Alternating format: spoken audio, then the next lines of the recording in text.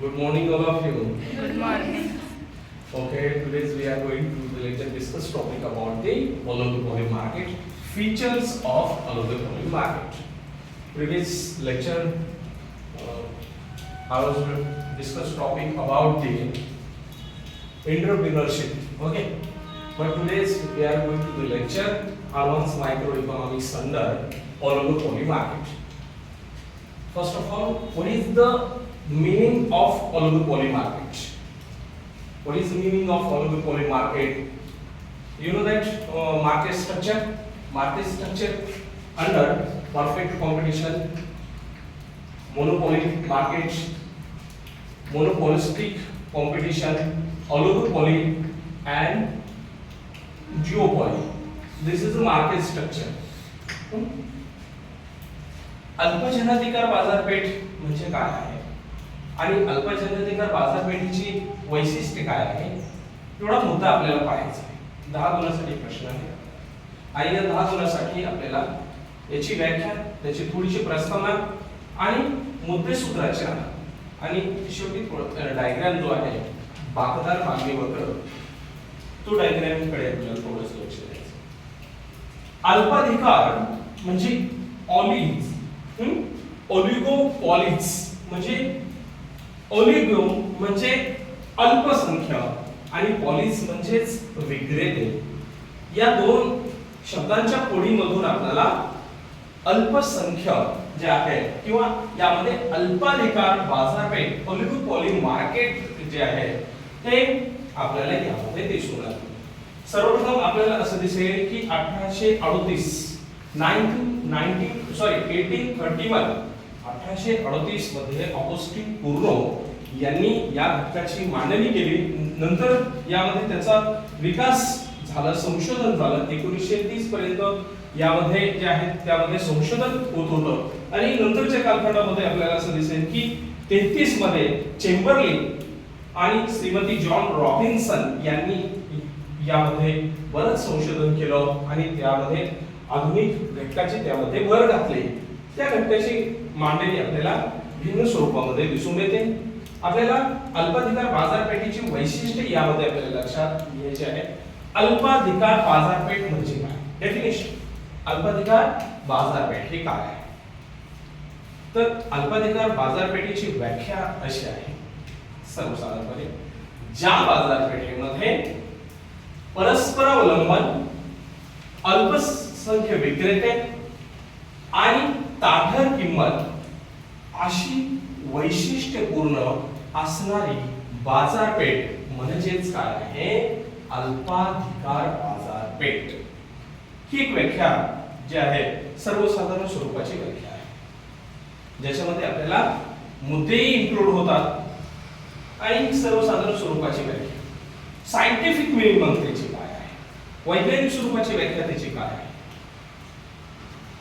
तर आपल्याला असं दिसेल की ज्या बाजारपेठेमध्ये एक आणि एक पेक्षा काही पेढ्या, ज्या बाजारपेठेमध्ये एक किंवा एक पेक्षा काही पेढ्या समान गुणधर्माच्या वस्तू तयार करत असताना प्रतिस्पर्धेच्या किंमत धोरणाचं अनुकरण करून, किंमत धोरणाचं आणि उत्पादन धोरणाचं अनुकरण करून त्या पद्धतीने व्यवहार करतात, त्या बाजारपेठेला आपण काय म्हणतो? अल्पाधिकार बाजारपेठ.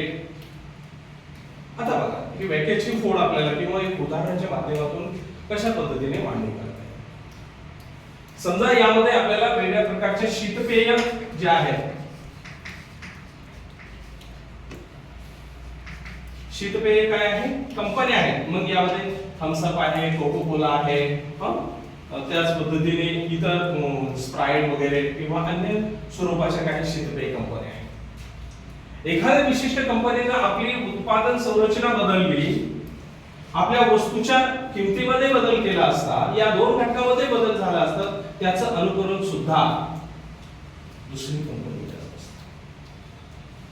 एखाद्या कंपनीने जर किंमत जर यामध्ये वाढवण्याचा, किंमत कमी करण्याचा प्रयत्न केला, इतर कंपनी सुद्धा किंमत करू लागते, या पद्धतीचं अवलंबन यामध्ये मग वेगवेगळ्या प्रकारच्या कंपन्या आहेत. यामध्ये एक समान गुणधर्माच्या वस्तू आपण म्हटलेलं आहे.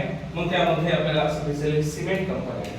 हा सिमेंट कंपनी कोणकोणत्या आहेत म्हणजे अल्ट्राटेक सिमेंट दिसेल, बरोबर आहे, बांगर सिमेंट आहे, एसीसी आहे, अंबुजा आहे. हा हे जे वेगवेगळ्या प्रकारचे सिमेंट कंपन्या आहेत ते सुद्धा आपलं उत्पादन धोरण किंवा किंमत प्रणाली जी आहे तर ते आपल्याला इतर कंपन्या समजा अल्ट्राटेक सिमेंट कंपनी आहे. अल्ट्राटेक सिमेंट पूर्वी काय होती एलटी सिमेंट होती, बरोबर आहे. त्यानंतर नाव त्याचं काय आहे अल्ट्राटेक सिमेंट. आता अल्ट्राटेक सिमेंट जे आहे तर हे अल्ट्राटेक सिमेंट यामध्ये त्यांनी आपल्या किंमत धोरणामध्ये समजा 100 रुपये प्रमाणे प्रति थैल्या प्रमाणे जे आहे 100 रुपयामध्ये वाढ केली.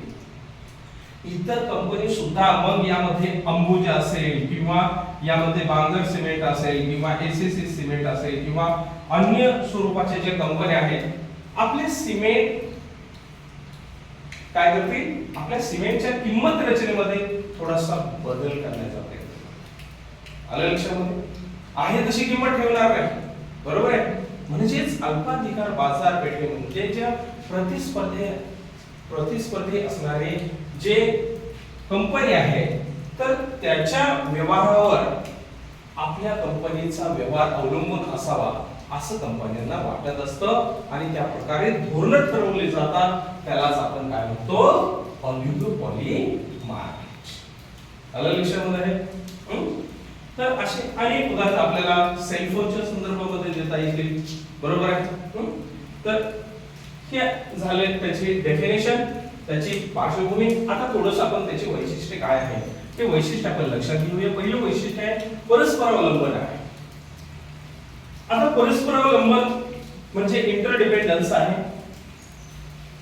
आपसामध्ये कशा पद्धतीने मांडणी केली जाते. आताच मी त्या घटकाची मांडणी केली की यामध्ये समजा 2 कंपन्या आहेत, बरोबर आहे.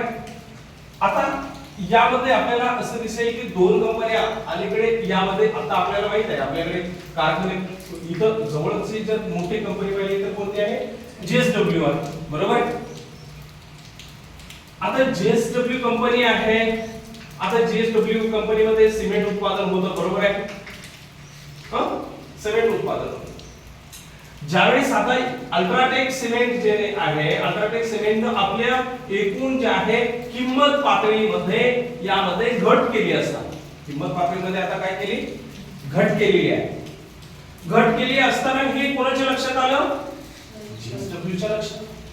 मग जेएसडब्ल्यू काय करणार आहे आपल्या किमतीमध्ये काय करणार वाढ करणार आहे घट करणार आहे घटच करेल ना. आलं लक्षात. कारण की ग्राहक जे आहे तर मिळाले पाहिजे तर किमतीमध्ये बदल झाला असता जर असमानता निर्माण होत असेल तर ग्राहक काय करू शकतो की अन्य कंपन्यांकडे जाऊ शकतो.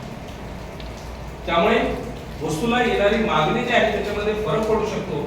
म्हणून यामध्ये परस्परावलंबन हे एक वैशिष्ट्य यामध्ये आपल्याला दिसून येतं की दोन्ही कंपन्या ज्या आहेत तर एकमेकाच्या ज्या आहेत धोरणावर अवलंबून असतात. म्हणजे जेएसडब्ल्यू सिमेंट कंपनीनं जर यामध्ये अल्ट्राटेक सिमेंटनं जर आपल्या उत्पादन आणि किंमत रचनेमध्ये बदल केला जेएसडब्ल्यू सुद्धा त्याच पद्धतीने धोरण अवलंबेल. आलं लक्षामध्ये. म्हणजे प्रतिस्पर्धेचं काय धोरण आहे त्याच्यावर इतर कंपन्या सुद्धा आपलं धोरण ठरवत आणि असतात आणि त्याच्यामध्ये बदल होत असतो. ही एक बाब यामध्ये आपल्याला दिसून येते. नेक्स्ट ताठर किंमत आहे. आता ताठर किंमत यामध्ये रिजनल प्राइस असं म्हटलेलं आहे. म्हणजे यामध्ये वस्तूची मागणी आणि वस्तूचा असणारा पुरवठा याच्या बदलानुसार किमतीमध्ये न बदल होऊन म्हणजे एका विशिष्ट घटकामध्ये जे आहे तर किंमत राहील. म्हणजे एक विशिष्ट जो घटक आहे ते दिलेला आहे. आलं लक्षामध्ये. मागणी आणि पुरवठा या 2 घटकामध्येच वस्तूची किंमत राहणं याला आपण काय म्हणतो ताठर किंमत असणं. आपण तिसऱ्या मुद्द्याकडे डायरेक्ट गेलो असो. दुसऱ्या मुद्द्याचं विश्लेषण आपण लक्षात घेऊया. ताठर किंमत यामध्ये आपल्याला असं दिसून येते की मागणी आणि पुरवठा यानुसार न बदलणारी किंमत म्हणजेच काय मानली जाते, ताठर किंमत. या विशिष्ट झोन मध्ये किंमत राहते, जास्त फ्लक्शन्स होत नाही. तर अशा पद्धतीने एक महत्त्वाचे वैशिष्ट्य अल्पाधिकार बाजारपेठेचं दिसून येतं. दुसरं राहिलेलं वैशिष्ट्य म्हणजे अल्पसंख्याक विक्रेते आहे. आता यामध्ये आपल्याला असं दिसेल की प्रत्येक यामध्ये जे असणारे विक्रेते आहे अल्पसंख्य आहे, मोजके आहे. म्हणजे कोणतेही आपल्याला यामध्ये शीतपेयाचं उदाहरण आपण पाहिलं, सिमेंट उत्पादन आपण पाहिलं, त्याच पद्धतीने दूरचित्रवाहिनी आहे, बरोबर आहे, टीव्ही संच आपण पाहतो. मग यामध्ये आपल्याला सॅमसंग दिसतं. आता थोडीशी भर पडली चायनीजच्या वेगवेगळ्या प्रकारच्या कंपनी यामध्ये, मात्र त्याची कंपन्या किती आहेत, मोजक्या आहेत, थोडक्यात आहे, थोड्याशा आहेत. सेलफोन कंपन्या 100-200 आहेत का, नाहीये, मोजक्या आहेत. ऍपल आहे, सॅमसंग आहे, रिअलमी आहे, वनप्लस आहे. या कंपन्या आपल्याला दिसून येतात. म्हणजे आपल्याला एकूण जे आहे याची अल्पसंख्य काय आहे, विक्रेते आहे. म्हणजे वस्तूच्या पुरवठ्यावर त्यांचं नियंत्रण आहे.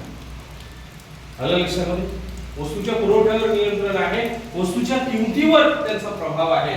यामध्ये आपल्याला एकूण परिस्थिती यामध्ये दिसून येते. म्हणजे एकूण जे आहे पुरवठ्यावर त्यांचं मोठ्या प्रमाणामध्ये नियंत्रण यामध्ये आपल्याला दिसून येतं. म्हणजे अल्पसंख्य विक्रेते हे एक महत्त्वाचं वैशिष्ट्य यामध्ये आहे. नेक्स्ट, जाहिरात व विक्री खर्च. आता अल्पाधिकार बाजारपेठेमध्ये जी जाहिरात आहे, तर आपले वेगळ्या प्रकारची वस्तूची मागणी, कारण की यांची संख्या कशी आहे, मोजकी आहे. म्हणजे मोजकी असल्यामुळे समान गुणधर्माच्या जर वस्तू जर असतील आणि कंपन्या भिन्न असेल तर मागणी वाढवण्यासाठी वस्तूची जाहिरात करावी लागते, बरोबर आहे. आता उदाहरणार्थ यामध्ये आपल्याला असं दिसेल की शीतपेय कंपन्या थम्सअप आहे, बरोबर आहे. त्यांनी आक्रमक पद्धतीची जाहिरात electronic media, press media, internet असेल, फलक असेल किंवा माउथ पब्लिसिटी असेल, याच्यामध्ये माने प्रत्यक्ष आणि अप्रत्यक्ष जाहिरात यामध्ये केली.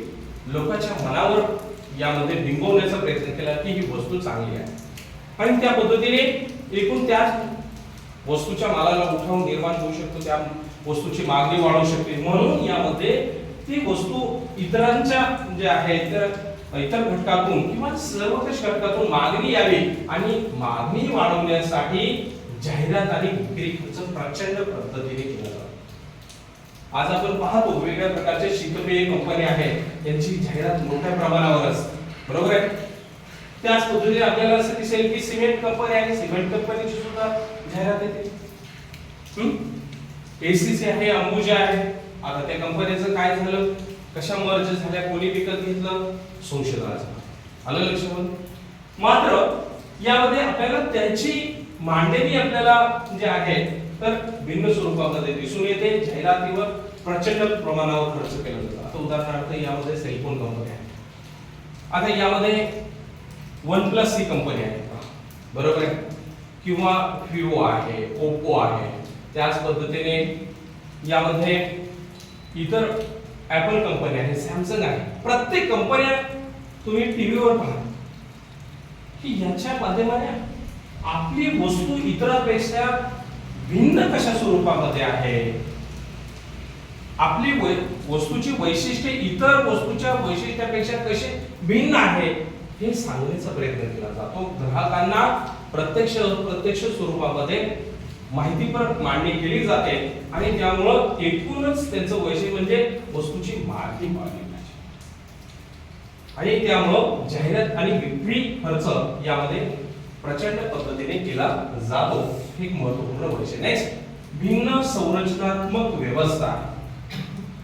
आता यामध्ये आपल्याला असं दिसेल की यामध्ये वस्तूच्या आकाराबाबत जर म्हटलं तर यामध्ये सर्व वस्तूचा आकार एकसारखा असेल असं आहे. आता यामध्ये काही वस्तू स्वरूप यामध्ये भिन्न स्वरूप लहान मोठ्या स्वरूपाचे असू शकतात, बरोबर आहे. आता यामध्ये टीव्ही संच आपण पाहतो, यामध्ये वेगळ्या स्वरूपाचे असणारे टीव्ही. मग यामध्ये आपल्याला असं दिसेल सॅमसंग जे आहे, बरोबर आहे, LG आहे. त्याच पद्धतीने इतर काही अलीकडचे MI सिरीज निघालेले आहे, रिअलमी सिरीज निघालेले आहे, बरोबर आहे. म्हणजे अगोदर टीव्ही ही मोठ्या म्हणजे जास्त आकाराच्या होत्या, बरोबर आहे, म्हणजे जास्त वजन असलेल्या. खाली त्यामध्ये काय झालेले आहे, तर फ्लॅट स्क्रीन आलेले आहे. त्याच पद्धतीने आपल्याला असं दिसेल की यामध्ये मोठ्या प्रमाणामध्ये बदल झाले. काही अँड्रॉइड टीव्ही सुद्धा आलेले आहेत आणि त्याच्या माध्यमाने एकूण जे आहे त्याची रचना जी आहे ती कशी आहे, संरचनात्मक व्यवस्था आहे. हे एक वैशिष्ट्य आहे. म्हणजे आकाराच्या बाबतीमध्ये समान स्वरूपाच्या असतील असं नाही. तर ही एक बाब यामध्ये आपल्याला दिसून येते अल्पाधिकार बाजारपेठेमध्ये. नेक्स्ट, उद्योगाच्या प्रवेशास बंधन आहे. आता यामध्ये ज्या वेगवेगळ्या प्रकारच्या ज्या पेढ्या आहेत तर यामध्ये आपल्याला असं दिसेल की ज्या भिन्न स्वरूपाच्या ज्या पेढ्या आहेत, म्हणजे आताच आपण पाहिजे शीतपेय असेल, टीव्ही संच असेल किंवा सिमेंट उत्पादन करणाऱ्या कंपन्या आहेत किंवा सेलफोन उत्पादन करणाऱ्या कंपन्या, याच्यामध्ये आपल्याला असं दिसेल की अल्प कालखंडामध्ये जे आहे तर कोणत्याही प्रकारच्या पेढ्या बाहेर जाण्यास ज्या आहेत यामध्ये तयार नसतात. मात्र यामध्ये एखादी या कंपन्या आहेत, मोठ्या कंपन्या आहेत, तर यामध्ये इतर नवीन कंपन्यांची प्रवेश जर होत असेल तर या कंपन्या ह्या फंडामेंटल आणि टेक्निकल मजबूत असतात. त्यांचं भाग भांडवल मोठ्या प्रमाणामध्ये असतं, मार्केट कॅप मोठ्या प्रमाणामध्ये असतं, आंतरराष्ट्रीय पातळीवर त्याची ख्याती असते आणि त्यामुळं या कंपन्या इतर नवीन पिढीला प्रवेश करण्यास यामध्ये काय करतात, मच्छाव करतात. त्यांना प्रवेश करू देत नाही. हे बाब आपल्याला अल्पाधिकार बाजारपेठेमध्ये आपल्याला दिसून येते. म्हणजे उद्योगाच्या प्रवेशास बंधन ही बाब आपल्याला दिसून येते. नेक्स्ट, परस्पर संगनमत आहे. आता यामध्ये आपल्याला सातवा महत्वपूर्ण मुद्दा आहे ते म्हणजे परस्पर संगनमत. म्हणजे यामध्ये संगनमत आणि बिगर संगनमत, पॉझिटिव्ह ऑलिगोपॉली आणि दुसरा आहे नॉन पॉझिटिव्ह ऑलिगोपॉली. तर यामध्ये आपल्याला असं दिसेल की काही उत्पादन पेढ्या आपल्यामध्ये जे आहे वेगळ्या प्रकारचं नुकसान टाळण्यासाठी एकत्रित येत असतात. म्हणजे कशाबाबत, किंमत आणि उत्पादन रचनेबाबत एक धोरण ठरवण्यासाठी एकत्रित असतात. त्या पद्धतीने धोरण अवलंबत असतात आणि त्याला आपण काय म्हणतो, परस्पर संगनमत असतं. पुढे आपल्याला पाहायचं आहे पॉझिटिव्ह ऑलिगोपॉली, नॉन पॉझिटिव्ह ऑलिगोपॉली, संगनमत अल्पाधिकार, बिगर संगनमत अल्पाधिकार. मात्र यामध्ये परस्पर संगनमत म्हणजे ऑलिगोपॉली मार्केटचं किंवा अल्पजनाधिकार बाजारपेठेतून जे उत्पादन पेढ्या किंवा या ज्या पेढ्या जे वेगवेगळ्या प्रकारच्या ज्या कंपन्या आहेत तर या कंपन्या आपले उत्पादन आणि किंमत धोरण ठरवण्यासाठी एकत्रित येत असतात. त्याला आपण काय म्हणतो, परस्पर संगनमत. हे एक अल्पजनाधिकार बाजारपेठेचं महत्त्वाचं वैशिष्ट्य यामध्ये आपल्याला दिसून येते. बाकदार मागणी वक्र यालाच आपण काय म्हणतो, किंगडे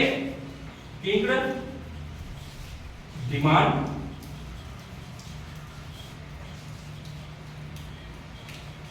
डिमांड कर्व. म्हणजे काय आहे, बाकदार मागणी वक्र, कोनदार मागणी वक्र, विंकुचित आकाराचा मागणी वक्र, असे वेगळे आपल्याला स्वतंत्र टॉपिक म्हणजे त्यासाठी मोठा प्रश्न आहे. त्याची माहिती आपल्याला नंतर पाहायचं आहे. तर यामध्ये पहा की याची महत्त्वाची मांडणी अशी आहे. म्हणजे इथं जे आहे तर यामध्ये किंमत जी आहे तर घटीची स्पर्धा होऊ शकते, किंमत वाढीची स्पर्धा होऊ शकत नाही. या मुख्य कारणामुळे जे डीटी ही जी मागणी रेषा आहे याला काय झालेलं आहे, बाक आलेला आहे. म्हणून याला आपण काय म्हणतो, बाकदार मागणी वक्र. म्हणजेच एखाद्या कंपनीने जर आपले एकूण किंमत यामध्ये जर कमी केली तर इतर कंपन्या सुद्धा काय करतात, किंमत कमी करतात. मात्र एखाद्या विशिष्ट कंपनीने किंमत वाढवली तर इतर कंपन्या किंमत वाढवू शकत किंवा वाढवण्याचा प्रयत्न करत नाही. या मुख्य कारणामुळे यामध्ये काय झालेलं आहे तर याला काय झालेलं आहे, ही जी डीटी रेषा ही सरळ जर या ठिकाणी असं जर आपण म्हणलं तर अशी आली असते. मात्र ही रेषा कशी आहे, इथं बाक आलेला आहे. आलं लक्षामध्ये की या बिंदूला काय आलेला आहे, बाक आलेला आहे.